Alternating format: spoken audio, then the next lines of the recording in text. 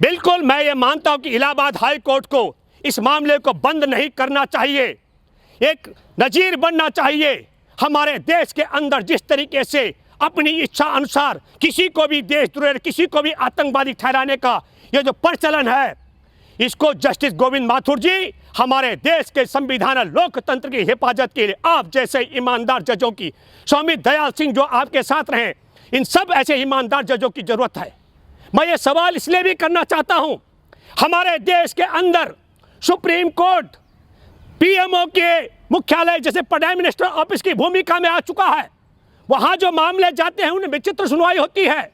हमारे देश के अंदर एक लाइसेंस लेकर के टेलीविजन चलाने वाला आतंकवादी हमारे देश के अंदर परोस रहा था, कहता है कि मुसलमान घुसपैठ कर रहे नौकरशाही में, ये जिहाद है। एक और मुकदमा दर्ज होना चाहिए बीआरडी मेडिकल कॉलेज में जो मासूम बच्चे और वयस्कों की ऑक्सीजन की कमी से हत्या कर दी गई थी। योगी आदित्यनाथ ने बिना पोस्टमार्टम के उन मासूम बच्चों को और वयस्कों के अंतिम संस्कार करवाया, तो पोस्टमार्टम भी नहीं कराया, इसके लिए भी एफआईआर दर्ज को आगे चलाया जाए। वो कौन कौन से नौकरशाह गद्दार हैं शासन और प्रशासन में बैठे हुए, जो योगी आदित्यनाथ के इशारे पर निर्दोष डॉक्टर कफील खान पर फर्जी देशद्रोह का मुकदमा बना करके 203 दिन जेल में रखे हैं। मेडिकल कॉलेज जो गोरखपुर में, जहां योगी आदित्यनाथ घंटा बजाता है, वहां बीआरडी मेडिकल कॉलेज में ऑक्सीजन की कमी के कारण दर्जनों बच्चों की जान चली गई थी।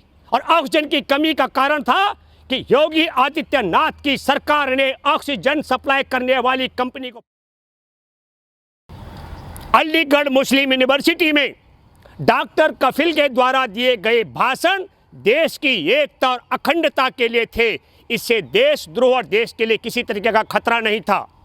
लेकिन मैं बधाई देना चाहता हूं सुप्रीम कोर्ट के बैठे मुख्य न्यायाधीश और उनके सहयोगी जज को, जिन्होंने ईमानदारी के साथ में डॉक्टर कफील के मसले की सुनवाई करके न केवल डॉक्टर को रिहा किया कफील खान को, बल्कि कफील खान पर लगाए गए देशद्रोह के मामले पर जो प्रश्न चिन्ह खड़ा किया, उसके लिए मैं इलाहाबाद हाई कोर्ट के मुख्य न्यायाधीश को बताना चाहता हूं कि डॉक्टर कफील खान पर भड़काऊ भाषण के कारण 10 फरवरी को जमानत हो गई थी और तब से लेकर के आज तक 203 दिन तक डॉक्टर कफील खान को निर्दोष जेल में रहना पड़ा।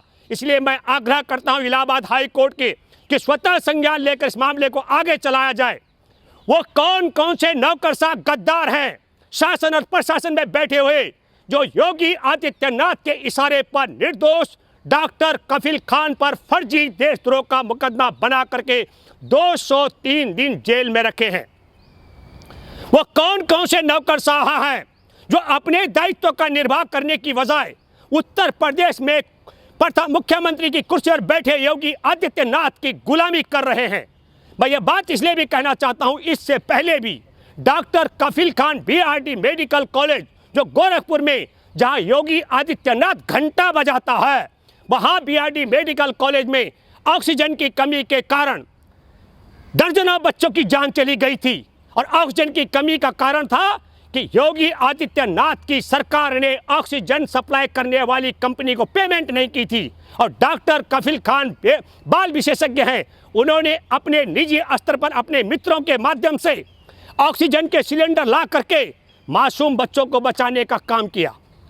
मैं एक बात आपको बताना चाहता हूं कि डॉक्टर कफील खान को मासूम गरीब उत्तर प्रदेश के गरीबों को, बच्चों को बचाने के लिए जब टीवी और अखबार की सुर्खियों में बना, तो घंटा बजाने वाले योगी आदित्यनाथ को नागवारा गुजरा। और उस व्यक्ति ने निजी ईर्ष्या के कारण, क्योंकि तब कहा कि तुम अपने को स्पाइडरमैन समझते हो, ये चुनौती दी गई थी। और डॉक्टर कफील खान को, निर्दोष डॉक्टर कफील खान को 7 महीने तब जेल में रहना पड़ा। योगी आदित्यनाथ ने एक विभागीय जांच कमेटी का गठन किया था सरकारी स्तर की, और उस कमेटी ने भी रिपोर्ट दी, वो योगी आदित्यनाथ के ही सरकार में, कि काफी डॉक्टर कफील खान निर्दोष हैं। मैं वहां पर ऑक्सीजन की कमी से 70 के करीब जो मासूम बच्चे और 1 दर्जन से ज़्यादा वयस्क लोगों की जान चली गई थी जो ऑक्सीजन पर जिंदा थे। मैं उन सब के परिवार वासियों से आग्रह करता हूं, गुजारिश करता हूं कि आप सब लोग बाहर आएं और मुकदमा दर्ज कराएं योगी आदित्यनाथ की सरकार पर ऑक्सीजन रोक करके मासूम बच्चे वयस्कों की हत्या का मामला, और यह दर्ज होना चाहिए। मैं इलाहाबाद हाई कोर्ट से अपील करता हूं, एक और मुकदमा दर्ज होना चाहिए बीआरडी मेडिकल कॉलेज में जो मासूम बच्चे और वयस्कों की ऑक्सीजन की कमी से हत्या कर दी गई थी। योगी आदित्यनाथ ने बिना पोस्टमार्टम के उन मासूम बच्चों को और वयस्कों के अंतिम संस्कार करवाया, तो पोस्टमार्टम भी नहीं कराया, इसके लिए भी एफआईआर दर्ज होनी चाहिए। हम ये बात इसलिए कह रहे हैं, मैं ये नहीं कह रहा हूं कि सुशांत राजपूत के मसले पर जांच पड़ताल नहीं होनी चाहिए, लेकिन सुशांत सिंह राजपूत की आत्महत्या के बाद, दाह संस्कार के बाद 40 दिन बाद एक और एफआईआर दर्ज होने का मतलब यह साफ हो चुका है कि हमारे देश में यदि शंका हो, परिवार के लोगों के मन में संदेह हो और शंका हो, तो राज्य सरकार का दायित्व बनता है मुकदमा दर्ज कराने का। और हमारे देश में सुप्रीम कोर्ट तय कर चुका है कि यदि परिवार के लोगों की शंका हो तो मुकदमा दर्ज हो सकता है। मैं दोबारा आग्रह करता हूं, बीआरडी मेडिकल कॉलेज में जिन मासूम बच्चों के वयस्कों की जान गई, वो सब लोग आगे आए, हम आपके साथ हैं योगी आदित्यनाथ और उसकी सरकार पर हत्याओं का मुकदमा दर्ज कराने के लिए। और मैं दूसरी बात कहना चाहता हूं, तब डॉक्टर कफील खान को 7 महीने निर्दोष को जेल में रहना पड़ा और अब 203 दिन तक जेल में रहना पड़ा। मैं डॉक्टर कफील खान की और उनके परिवार से भी आग्रह करता हूं, मेरी भी बातचीत हुई और रास्ते में थे उनके भाई। बिल्कुल मैं ये मानता हूं कि इलाहाबाद हाई कोर्ट को इस मामले को बंद नहीं करना चाहिए, एक नजीर बनना चाहिए। हमारे देश के अंदर जिस तरीके से अपनी इच्छा अनुसार किसी को भी देशद्रोही, किसी को भी आतंकवादी ठहराने का ये जो प्रचलन है, इसको जस्टिस गोविंद माथुर जी हमारे देश के संविधान लोकतंत्र की हिफाजत के लिए आप जैसे ईमानदार जजों की, स्वामी दयाल सिंह जो आपके साथ रहे, इन सब ऐसे ईमानदार जजों की जरूरत है। मैं ये सवाल इसलिए भी करना चाहता हूं, हमारे देश के अंदर सुप्रीम कोर्ट पीएमओ के मुख्यालय जैसे प्राइम मिनिस्टर ऑफिस की भूमिका में आ चुका है। वहां जो मामले जाते हैं उनमें विचित्र सुनवाई होती है।